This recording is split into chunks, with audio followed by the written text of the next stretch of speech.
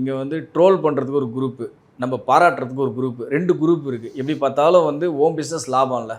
ஒன்று நீ உனக்கு பாசிட்டிவாக போச்சுன்னா அதை ட்ரோல் பண்ணுறது ஒரு குரூப் இருப்பான். இல்லை நீ வந்து நெகட்டிவாக போட்டால் அதை பாராட்டுறதுக்கு குரூப் இருப்பான். எப்படி பார்த்தாலும் போடுறவங்களுடைய பிஸ்னஸ் லாபம். நீங்கள் யோசிச்சு பாருங்கள்.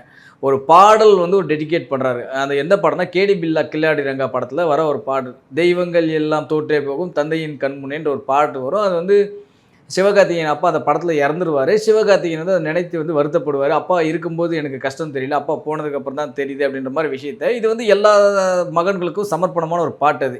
இன்னும் சொல்லப்போனால் எல்லாரும் அன்னையர் தினம் கொண்டாடுறோம், மகளிர் தினம் கொண்டாடுறோம். அந்த ஜென்ஸுக்குன்னு ஒரு விழாவுமே கிடையாதாடா அப்படின்ற மாதிரி சமூக வலைத்தளத்தில் பல பேர் பல கேள்விகள் எழுப்புவாங்க.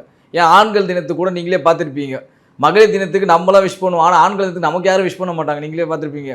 அந்த டைமில் என்ன பண்ணுவாங்க, அந்த கவுண்டமணியான ஒரு புகைப்படத்தில் அவருடைய ஃபோட்டோ அவரே வந்து மாலை மாட்டிக்கிட்டு அந்த புகைப்படத்தை எடுத்து போட்டுருவாங்க. உனக்கு யார் விஷ் பண்ண போகிறா, நமக்கு நானே சொல்லிக்கிட்டு தானே உண்டு, ஹாப்பி ஜென்ஸ் டேன்னு இவங்களே போட்டுப்பாங்க சமூகத்தில். நீங்கள் பார்த்துருக்கீங்களா? அந்த மாதிரி தான் இங்கே நடந்துகிட்ருக்கோம் எல்லா கூத்துக்களும். அந்த மாதிரி ஒரு நிகழ்வாக தான் இதை பார்க்கப்படுகிறது. ஏன்னா அவர் வந்து ஒரு பெருமைக்காக ஒரு விஷயத்த சொல்கிறார். ஏன்னா நான் முத்துக்குமார் அவர்கள் இல்லைன்னா இந்த இன்றைக்கி இப்போ தந்தையருக்குன்னு ஒரு பாட்டு யாராவது ஒரு பாட்டு இருக்காங்க சொல்லுங்கள், யாருக்குமே கிடையாது.